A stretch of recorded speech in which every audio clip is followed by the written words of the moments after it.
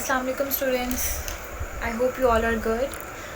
So today we are going to learn biology chapter number 4. We're done with the chapter number 1, 2 and 3. Now we are going to continue our chapter number 4, cells and tissues. First of all इस chapter में मैं आपको बता दूं कि हम क्या पढ़ेंगे. थोड़ी सी ब्रीफिंग कर लेते हैं इस चैप्टर की कि आपको एक ओवरव्यू मिल जाए. इसमें बेसिकली हम सेल्स एंड टिश्यूज़ के बारे में पढ़ेंगे. सेल्स एंड टिश्यूज़ कहाँ होते हैं हमारी बॉडी में कहाँ होते हैं ऑर्गन्स में क्या होता है ऑर्गेनालीज़. तो ये सब चीज़ों के बारे में हम पढ़ेंगे और किस तरह से जो है वो इनको इंट्रोड्यूस करवाया गया, कौन सी चीज़ें थी जो डिस्कवर हुई, वो सब कुछ हम इसमें पढ़ेंगे. ठीक है, वन बाय वन. इसमें हमारे पास बेसिकली ऑर्गेनालिज़ के बारे में ज़्यादा इन्फॉर्मेशन है, प्लांट्स के बारे में इन्फॉर्मेशन है एंड साइंटिस्ट के बारे में इन्फॉर्मेशन है. जो इसमें साइंटिस्ट के बारे में इन्फॉर्मेशन है वो बहुत ज़्यादा इम्पॉर्टेंट इन्फॉर्मेशन है. वो आपको एज अ शॉर्ट क्वेश्चंस भी आ सकती है और आपको एज ए MCQs भी आ सकती है. So let's go start our first chapter. बिस्मिल्लाहिर्रहमानिर्रहीम. The wing of a butterfly is a thin sheets of cell and so is the shiny layer of our eyes.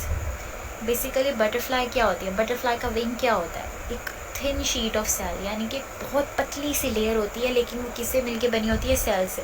कभी अगर आपने बटरफ्लाई देखी होगी तो उसके विंग्स देखे होंगे, वो कोई थिक विंग्स नहीं होते, वो बहुत पतले से थिन से होते हैं. ठीक है, और उनकी इतनी पतली सी शीट होती है और आप देखें अल्लाह की कुदरत है कि उस शीट जो है वो सिर्फ अगर उस शीट को देखा जाए जो उसके विंग्स की शीट है वो किससे मिलके बनी है, सेल से. ठीक है, the meat we eat is compose of cells and tissues. जो हम गोश्त खाते हैं वो भी किससे मिलके बना है, सेल्स एंड टिश्यूज़ से. हम एनिमल्स की बात करें, ह्यूमंस की बात करें तो हमें पता चलता है कि वो सेल्स और टिश्यूज़ से मिलके बनी हुई है. In this chapter we will take a close look at cells and learn about their internal structures and we will also learn how specific cell group together to form tissues. इस chapter में मैंने आपको सबसे पहले क्या बताया कि हम पढ़ेंगे साइंटिस्ट के बारे में. Then you gonna study about the internal structures of human and animals. ठीक है, उसके अलावा आप लोग क्या पढ़ेंगे कि सेल जो है, सेल ग्रुप जो है वो कैसे मिलके हमारे पास टिश्यू बनाता है. उसके सारे फंक्शंस पढ़ेंगे, डायग्राम्स को भी डिस्कस करेंगे. Then your point will be clear. The next topic is related to microscopy and the emergency of cell theory. The use of microscope is known as microscopy. जो microscope का use हम लोग करते हैं उसको माइक्रोस्कोपी बोलते हैं. ठीक है, the first compound microscope was developed by Zacharias Janssen in Holland in 1595. अब वन बाय वन हम जो भी साइंटिस्ट के नेम्स याद करेंगे, उनकी डेट ऑफ बर्थ और उनकी वेयर दे बोर्न. आपने जो है वो एक पेज पे कंटेंट बना लेना है साइंटिस्ट का, उनके वर्क का. तो it will be easy for you to learn the scientist names and their works with their date of birth. It was simply a tube with lenses at each end its magnification ranged from 3x to 9x. Zacharias Jansen ने Holland में in 1595 में एक compound microscope जो था वो develop किया था. ठीक है, और उस कंपाउंड माइक्रोस्कोप में एक ट्यूब थी. ठीक है, ट्यूब जिसमें ट्यूब बेसिकली किसमें थी, ट्यूब में क्या था, लेंसेज थे. ठीक है, और उसकी मैग्नीफिकेशन रेंज थी 3x to 9x, यानी कि वो 3x से लेके 9x तक जो है वो जो भी चीज़ को हम माइक्रोस्कोप के अंदर चेक करेंगे तो उसकी मैग्नीफिकेशन रेंज इतनी होगी, यानी कि वो हम लोग को 9x तक जो चीज़ है उसको जूम करके दिखा सकता है. वो चीज़ हम माइक्रोस्कोप के अंदर वो चीज़ें देखते हैं जिसको हम ह्यूमन आई से नहीं देख सकते, यानी जिसको हम आम आंख से नहीं देख सकते. Two important terms are used in the microscopy, that is magnification and resolving power. दो बहुत इंपॉर्टेंट चीज़ें हैं जो हम डिस्कस करते हैं, वो है number 1 is magnification and number 2 is resolving power. Magnification क्या होता है? Magnification is increase in the apparent size of an object and it is an important factor in the microscopy. अभी मैंने बात की जब कोई भी चीज़ जिसको हम ह्यूमन आई के अंदर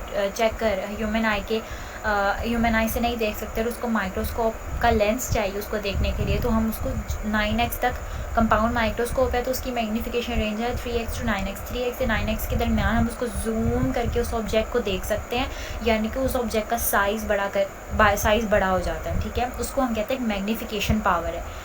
Resolving power or resolution. Resolving power or resolution is the measure of clarity of an image. Resolving power क्या होती है कि जो ऑब्जेक्ट हमने बहुत इंक्रीज़ कर लिया या बड़ा कर लिया उसकी क्लैरिटी भी होनी चाहिए. ऐसा नहीं है कि अगर हमने उसको जूम किया माइक्रोस्कोप के अंदर तो इमेज ही ब्लर हो जाए, यानी कि वो ऑब्जेक्ट ही ब्लर हो जाए और हमें समझ ही ना आए कि उस ऑब्जेक्ट में क्या है. ठीक है. सो जो क्लैरिटी ऑफ इमेज होगी उसको कहते हैं resolving power. It is the minimum distance at which two objects can be seen as separate objects. उन्होंने कहा है कि इतना ज़्यादा डिफरेंस होना चाहिए कि अगर दो ऑब्जेक्ट्स साथ पड़े हैं तो हम बता सकते हैं कि ये टू ऑब्जेक्ट्स हैं, लेकिन वो साथ पड़े हैं ऐसा नहीं है कि उसको हम एक सब्जेक्ट काउंट करेंगे. इतनी क्लैरिटी होनी चाहिए कि अंदर माइक्रोस्कोप को जब चेक किया जाए उस चीज़ को, जब साइज़ उसका बड़ा हो तो हमें पता आना चाहिए कि उसकी कौन कौन सी चीज़ कहाँ कहाँ है. ऐसा नहीं कि कुछ मिक्स अप हो गया, क्योंकि हम इतना जूम करके उसको मैग्नीफिकेशन पावर को हाई करके देख रहे हैं तो हमें उसके अंदर की एक एक चीज़ बिल्कुल क्लियर नज़र आनी चाहिए. Human naked eye can differentiate between 2 points which are at least 0.1 millimeter apart. This is known as resolution of human eye. जिस तरह हमारे पास माइक्रोस्कोप या हमारे पास कंपाउंड माइक्रोस्कोप की मैग्नीफिकेशन और रिजॉल्विंग पावर, इसी तरह हमारी ह्यूमन आई की भी. ऐसा नहीं है कि हमारी ह्यूमन आई पे बहुत सा हमारी ह्यूमन आई जो है वो देख सकती है अल्हम्दुलिल्लाह, और उसकी पावर क्या है 0.1 मिलीमीटर अपार्ट तक जो है हमारी ह्यूमन आई देख सकती है. 0.1 से जितने कम के ऑब्जेक्ट्स होंगे, जितनी डिसॉल्विंग पावर के कम ऑब्जेक्ट्स होंगे, हम उनको ह्यूमन आई से नहीं देख सकते. उसके लिए हम माइक्रोस्कोप यूज़ करते हैं. ठीक है. If we place object 0.05 millimetre apart, human eye would not be able to differentiate them as two separate objects. अगर हमारे पास दो सेपरेट ऑब्जेक्ट्स हैं तो ह्यूमन आई 0.1 मिलीमीटर अपार्ट तक तो पहचान सकती है, उसको आइडेंटिफाई कर सकती है. लेकिन अगर 0.01 से कम यानी कि 0.05 मिलीमीटर है तो हम वो तो ह्यूमन आई जो है वो उन टू ऑब्जेक्ट्स में डिफरेंस नहीं कर सकती. ठीक है. हमने भी पढ़ा compound microscope. Next is light microscopy and electron microscope. सबसे पहले हम लाइट माइक्रोस्कोप के बारे में पढ़ेंगे. 2 types of microscope, that is light microscope and electron microscope which is used in microscopy. Light microscope. A light microscope works by passing visible light through a specimen. Light microscope क्या करता है, basically वो work करता है जब एक visible light जो है उस स्पेसिमेन से पास करे. यानी कि हमारे पास एक माइक्रोस्कोप है. ठीक है. माइक्रोस्कोप के नीचे हमने एक ऑब्जेक्ट रखा है जिसको हमने देखना है. ठीक है. उस ऑब्जेक्ट के ऊपर लाइट पड़नी चाहिए. ठीक है. आप टॉर्च लाइट ले लें, कोई और सनलाइट ले रहे हैं, तो वो जो लाइट है उस स्पेसिमेन के ऊपर पड़ेगी तो ही हमें जो है वो विजिबल लाइट पड़ेगी तो ही हमें जो स्पेसिमेन है वो नज़र आएगा. It uses 2 glass lenses. Light microscope में 2 ग्लास लेंस यूज़ होते हैं. एक लेंस जो है produce an enlarged image of the specimen and the second lens magnifies the image and project into the viewer's eye और onto the photographic film. Basically जो light microscope है वो 2 lens से मिलके बना. एक लेंस क्या करता है, स्पेसिमेन को बड़ा कर देता है, इनलार्ज कर देता है, और दूसरा लेंस क्या करता है, उसको मैग्नीफाई करता है इमेज को. यानी कि आप चीज़ को बड़ा तो कर रहे हो लेकिन उसकी जैसे मैग्नीफिकेशन पावर है, यानी कि उसका साइज़ भी बड़ा हो गया है. और क्या है कि जो हमारी ह्यूमन आई ने जो माइक्रोस्कोप के अंदर से उसको ऑब्जेक्ट को देखना है और उसकी एक फ़ोटोग्राफिक फ़िल्म बननी है, तो उसका मेन मकसद यही होना चाहिए कि उसमें जो हमारा पास सेकेंड लेंस होता है वो यूज़ होता है. ठीक है. बेसिकली एक माइक्रोस्कोप में 2 लेंसेज होते हैं. एक होता है सबसे ऊपर वाला लेंस जहाँ से ह्यूमन आई जो है हम लोग ऑब्जेक्ट को देखते हैं, और आप थोड़े से डिस्टेंस के बाद एक और लेंस देखेंगे, एक स्लाइड की तरह एक स्लाइड बनी होगी जिसके ऊपर हम स्पेसिमेन रखते हैं. वो जो सेकेंड लेंस होता है वो स्पेसिमेन को देखता है और वो इमेज को इनलार्ज कर देता है, यानी कि स्पेसिमेन को इनलार्ज कर देता है. आप इन द नेक्स्ट पेज आप यहाँ पर जो है वो डिफरेंट किस्म के माइक्रोस्कोप्स देख सकते हैं ताकि आपको थोड़ा सा आइडिया हो जाए कि 2 लेंस कैसे होते हैं. एक ऊपर होता है और एक थोड़ा सा नीचे होता है, like in the centre. A photograph taken through microscope is called a micrograph. अगर हम लोग माइक्रोस्कोप से जो है एक फ़ोटोग्राफ भी ले सकते हैं उस स्पेसिमेन की, तो उसको बोलते हैं micrograph. A light microscope can magnify objects only about 1500 times without causing blurriness. Its magnification is 1500x. As compare to compound microscope, light microscope की मैग्नीफिकेशन पावर है 1500x. ठीक है. इसमें हम लोगों ने बेसिकली क्या पढ़ा है कि लाइट माइक्रोस्कोप जो है वो विजिबल लाइट के थ्रू नज़र आ सकता है। आप स्पेसिमेन को देख सकते हैं, उसमें 2 लेंसेज होते हैं इसमें, और आप जो है वो इसमें जो फ़ोटोग्राफ है जो माइक्रोस्कोप से ली जाती है उसको माइक्रोग्राफ कहते हैं। लाइट माइक्रोस्कोप जो है वो मैग्नीफाई करता है ऑब्जेक्ट को 1500 टाइम्स, दैट्स वाई इसकी मैग्नीफिकेशन भी पावर है 1500x, और 1500x तक जो है वो पिक्चर को बिल्कुल क्लियर दिखाता है, वो ब्लर नहीं करता पिक्चर को, ठीक है। Its resolving power is 0.2 micrometer and 1 micrometer is equals to 1/1000 millimeter. Basically इसकी resolving power कितनी है 0.2 micrometer। कंपाउंड माइक्रोस्कोप की थी 0.005 तक, यानी कि 0.01 से कम, और इसमें कितनी है 0.2 माइक्रोमीटर, एंड 1 माइक्रोमीटर जो है वो होता है 1/1000 मिलीमीटर्स के, ठीक है। LM can not resolve digit smaller than 0.02 mm micrometre, यानी कि उसमें इन्होंने हमें क्या कहा है कि एलम जो है वो 0.2 से स्मॉलर जो ऑब्जेक्ट्स होंगे उनको नहीं दिखा सकता, ठीक है, उसकी इमेज नहीं दिखा सकता। जो जिस एलम जो है वो सिर्फ उन्हीं चीज़ों को रिजॉल्व कर सकता है जिनकी जो है वो 0.2 माइक्रोमीटर जो है हमारे पास रिजॉल्विंग पावर है। It is about the size of the smallest bacterium. Basically इसका साइज़ कैसा होता है, एक स्मॉल बैक्टीरिया की जितना, ठीक है। It is about the size of smallest bacterium. The image of bacterium can be magnified many times, but light microscope can not show the details of its internal structure. अब जो light microscope है हमने उसकी बात की है कि हम light microscope can not resolve this digit smaller than 0.2 micrometer.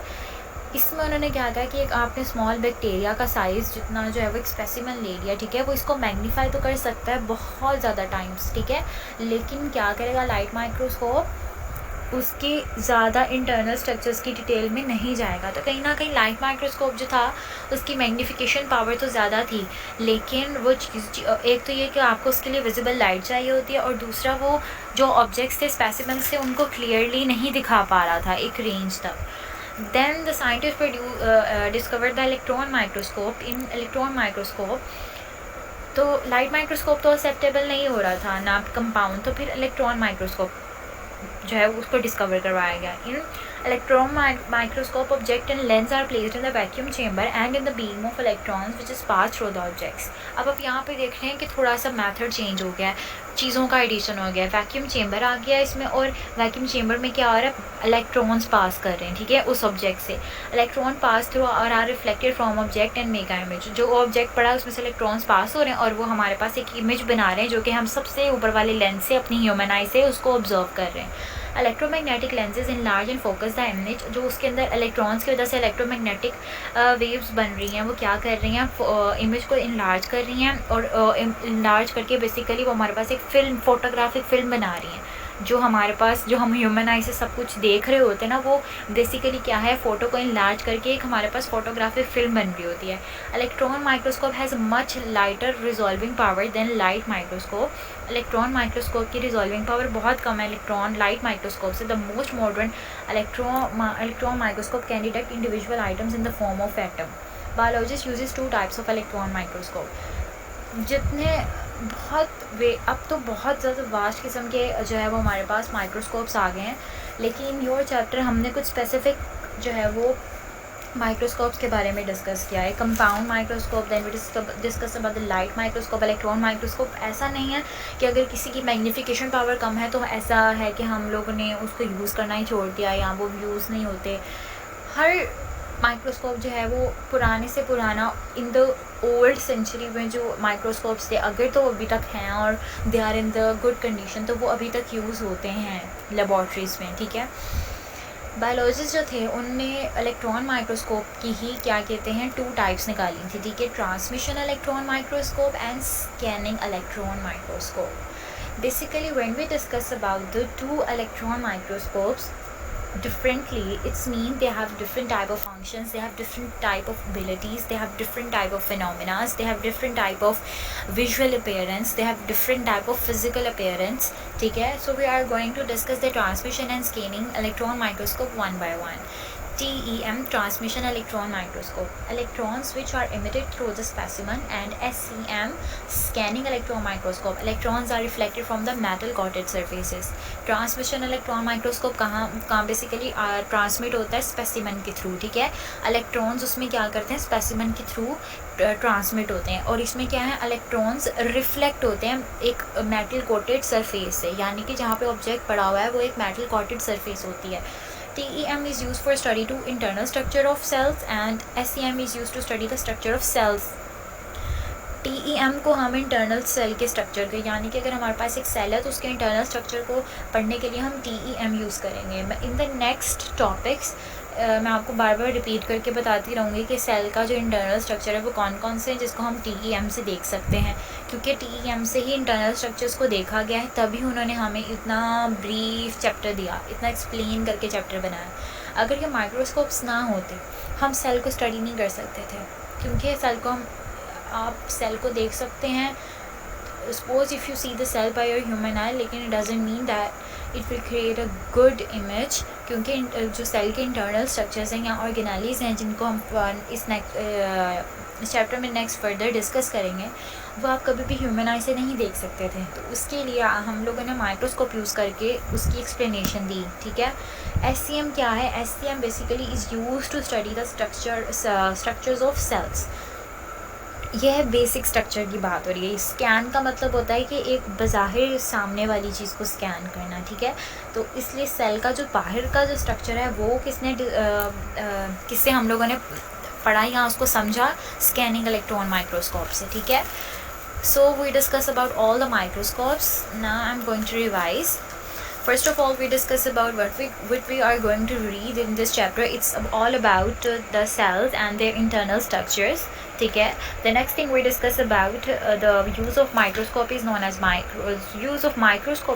microscopy. Then we learned that who discovered the compound microscope, Zacharias Janssen. And then we studied about the magnification and resolving power of compound microscope. Magnification power है इसकी 3x to 9x, and the resolving power है which has to be more than 0.05 millimeter. Light microscope में हमने ये पढ़ा कि हमें इसमें विजिबल लाइट चाहिए होती है, इसके 2 लेंसेज से मिलके बना होता है, ठीक है. और जब हम लोग इसकी इमेज देख लेते हैं या स्पेसिमेन को ऑब्जर्व कर लेते हैं तो हमारे पास एक फ़ोटोग्राफ बन जाती है जिसको हम माइक्रोग्राफ भी कह सकते हैं. इसकी लाइट माइक्रोस्कोप की मैग्नीफिकेशन पावर है 1500 टाइम्स, यानी कि 1500x, और रिजॉल्विंग पावर है 0.2 माइक्रोमीटर. इलेक्ट्रॉन माइक्रोस्कोप में हमने क्या पढ़ा है, बेसिकली इसमें वैक्यूम चेम्बर है और इसमें इलेक्ट्रॉन्स पास करते हैं, और इलेक्ट्रॉन्स पास करके रिफ्लेक्ट हो जाते हैं और बेसिकली वो सब्जेक्ट की एक इमेज बना देते हैं. हमने आगे पढ़ा कि इलेक्ट्रॉन माइक्रोस्कोप की 2 टाइप्स हैं, transmission electron microscope and scanning electron microscope. Transmission जो है वो इलेक्ट्रॉन्स जो है वो ट्रांसमिट करते हैं थ्रू द स्पेसिमन, और इलेक्ट्रॉन्स का करते हैं रिफ्लेक्ट कर देते हैं. TEM बेसिकली हम किस लिए यूज़ करते हैं, इंटरनल सेल स्ट्रक्चर्स के लिए, और SEM किस लिए हम यूज़ करते हैं, for the cell structures, in external cell structures. Now we are going to study about the history of formulation of cell theory. In the history of biology, ancient Greeks were the first who organized the data of natural world. अब biology की हमने history पढ़नी है, यानी कि cell theory में क्या history है. फर्स्ट ऑफ ऑल इसमें सारे साइंटिस्ट के बारे में बताया कि किसने क्या डिस्कवर किया, ठीक है. तो you have to make a content of the scientist. Aristotle presented the idea that all animals and all the plants are somehow related. Later this idea gave rise to question like. Aristotle ने क्या किया, एक idea present किया जिसमें उसने ये बताया कि सब एनिमल्स और प्लांट्स जो हैं वो एक दूसरे से रिलेट करते हैं, ठीक है. अब एनिमल्स और प्लांट्स एक दूसरे से कैसे रिलेट कर सकते हैं, इस पर क्वेश्चंस अराइज होना शुरू हो गए, because not everything is like अगर साइंटिस्ट ने कह दिया है तो we must have to follow it. हर चीज़ के ऊपर ऑब्जर्वेशन, हाइपोथेसिस, फॉर्मुलेशन सब लगती है, और इसमें जो है वो ऑर्गेनाइजेशन के जो हमारे पास और साइंटिस्ट होते हैं उनकी भी जो है वो इसमें आप राय को इंक्लूड करते हैं, ठीक है. उनकी एडवाइजेस भी ली जाती हैं. सो जो क्वेश्चंस अराइजेस हुए उनमें से कुछ क्वेश्चंस थे कि there is a fundamental unit of structure shared by all organisms, but before the microscopes were first used in 17th century no one knew with certainty that living organisms share a fundamental unit that is cell. अब Aristotle ने जो कहा था कि plants और animals तो somehow एक दूसरे से रिलेट करते हैं, लेकिन हम लोगों ने जब अभी हम लोगों ने माइक्रोस्कोप्स के बारे में पढ़ा था, उसमें मैंने आपको बताया था कि अगर माइक्रोस्कोप्स ना होते तो कभी भी हम सेल के बारे में उसको हम नहीं पढ़ सकते थे या उसके बारे में हम नहीं जान सकते थे।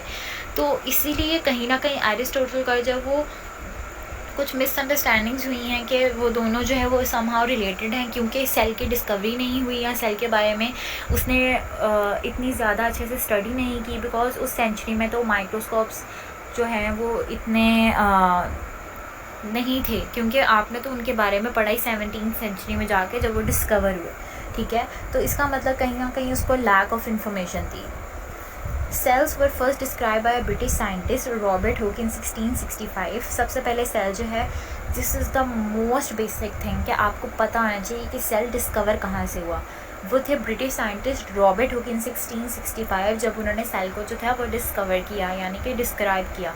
इन 1665 he used his self wet light microscope to examine a thin slice of quark.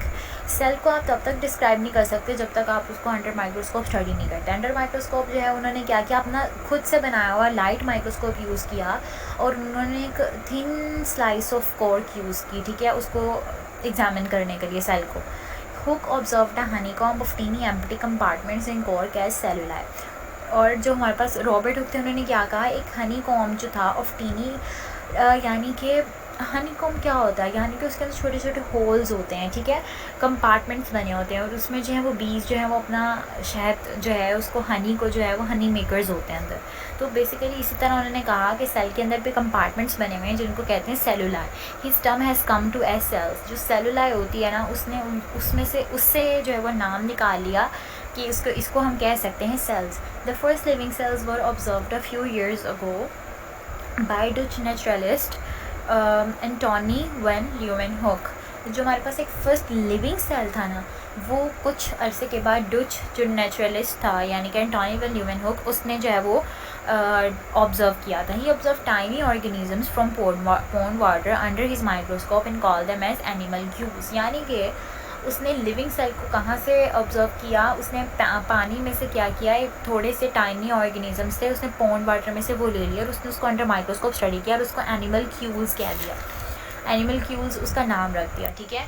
Then Robert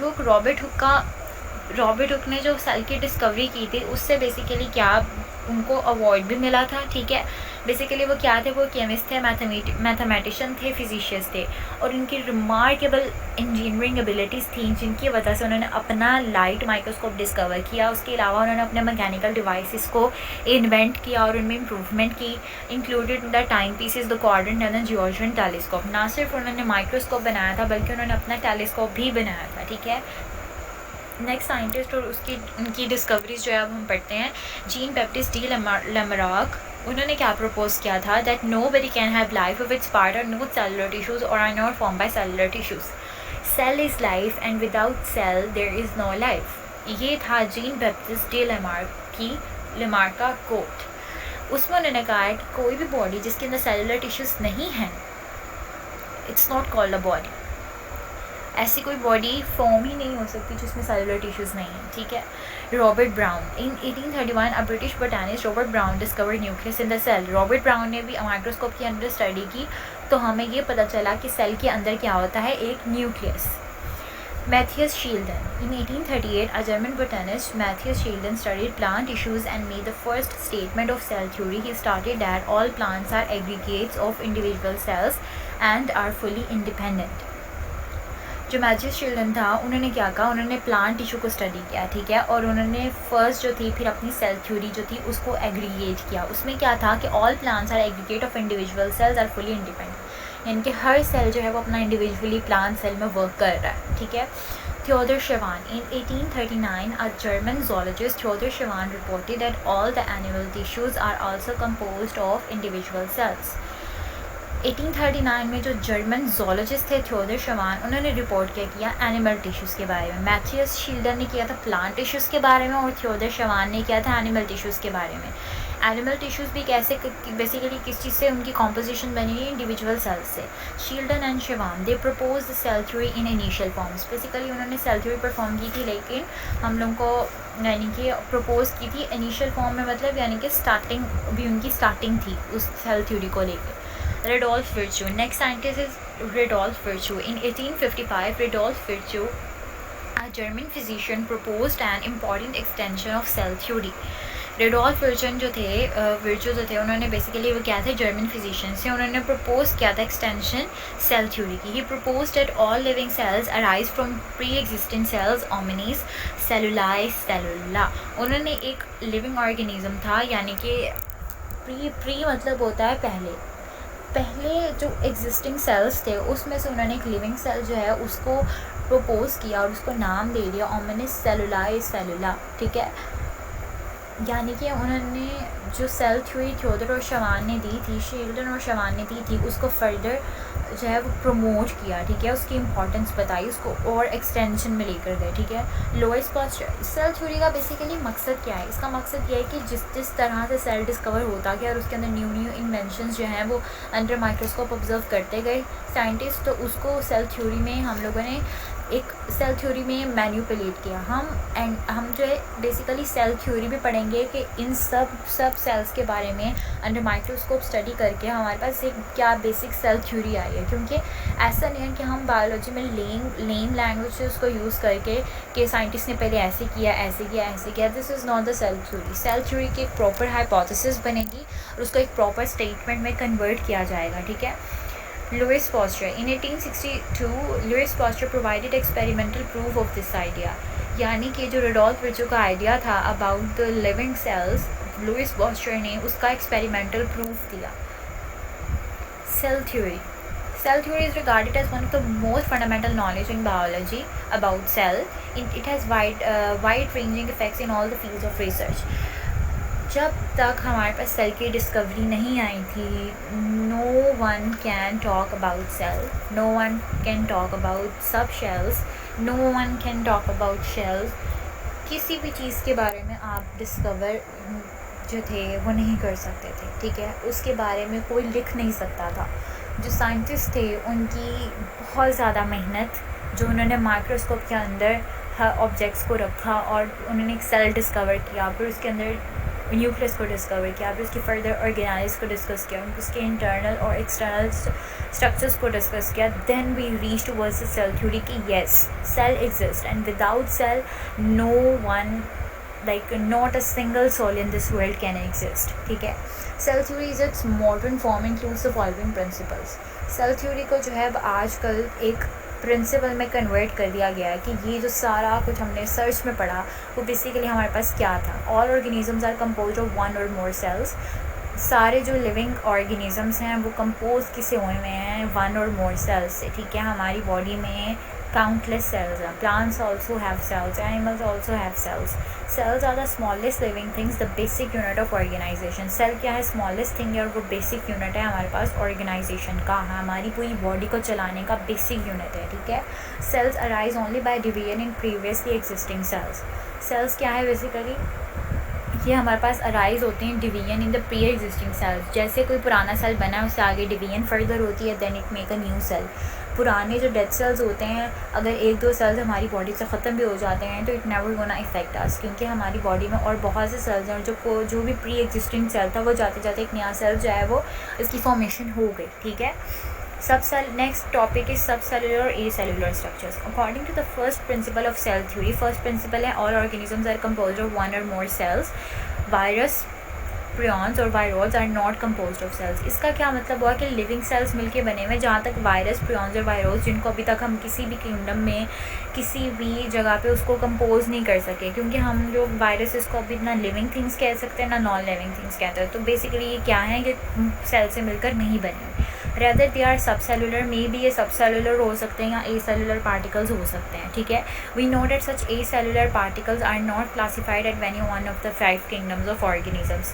हमने जो थर्ड चैप्टर बायोडाइवर्सिटी में किंगडम्स के बारे में पढ़ा था हमने। किंगडम्स में यही डिस्कस किया था कि जो वायरसेस हमारे पास हैं, प्रियॉन्स और वायरॉइड्स हैं, हम अभी तक जो है उनको किसी भी किंगडम में कंसीडर नहीं कर पाए, क्योंकि वी आर स्टिल कंफ्यूज कि वो लिविंग थिंग्स हैं, वो नॉन लिविंग थिंग्स हैं, वो सेल से मिलकर बने हैं, नहीं बने, वो ए सेलुलर हैं, सब सेलुलर हैं।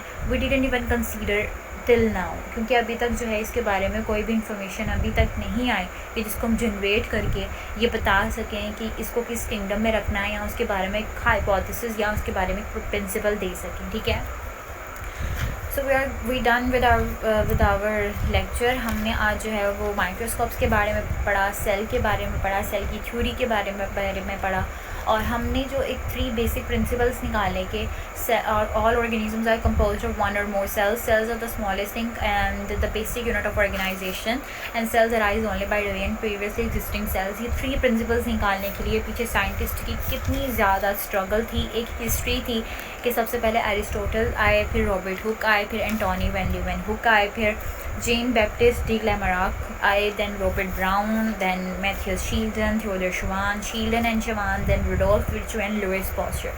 All these scientists work on the cell theory and they discovered the 3 principles of it. इसमें आप लोगों ने कंपाउंड, लाइट और इलेक्ट्रॉन माइक्रोस्कोप को याद करना है, इनकी रिजॉल्विंग पावर, रेजोल्यूशन पावर याद करनी है, इनके दरम्यान में difference and the scientist work, each and every type of scientist आपको पता होना चाहिए कि किसका क्या काम था। ठीक है, एंड देन सेल थ्योरी के 3 principles, these are very very very very very important, very very very important. आप इसके ऊपर जितना मर्जी वेरी वेरी लिखें, मुझे लगता है कि शायद कम होगा, क्योंकि ये प्रिंसिपल्स आपको हमेशा आते हैं शॉर्ट क्वेश्चन में, हमेशा, दैट्स कंफर्म कि ये आपको आएंगे, तो आपने इसको अच्छी तरह जो है वो याद कर लेना है। ठीक है, इन द नेक्स्ट लेक्चर इंशाल्लाह we will study about the cellular structures and functions, यानी कि सेल के अंदर ऑर्गेनालिज को हम डिस्कस करेंगे, उसके इंटरनल स्ट्रक्चर्स को डिस्कस करेंगे, यानी कि वो चीज़ें जो सेल को जो है हमने TEM यानी कि ट्रांसमिशन इलेक्ट्रॉन माइक्रोस्कोप के अंदर डिस्कस किया था। हम 1 बाय 1 हर ऑर्गेनाली को डिस्कस करेंगे कि सेल के अंदर कैसे क्या क्या ऑर्गेनालीज हैं, वो कैसे कैसे वर्क करती हैं और उनके क्या क्या फंक्शंस हैं। And each cell have each organelle, हर सेल के अंदर अपनी अपनी ऑर्गेनाली है, इंडिपेंडेंटली वो हर अपनी अपनी ऑर्गेनाली जो है वो उसमें वर्क कर रही है। ठीक है, I hope you understand this lecture, and if you have any type of question you can freely and frankly ask me in the comment box, and if you need any type of help I will be available for you. Thank you so much, best of luck, Allah Hafiz.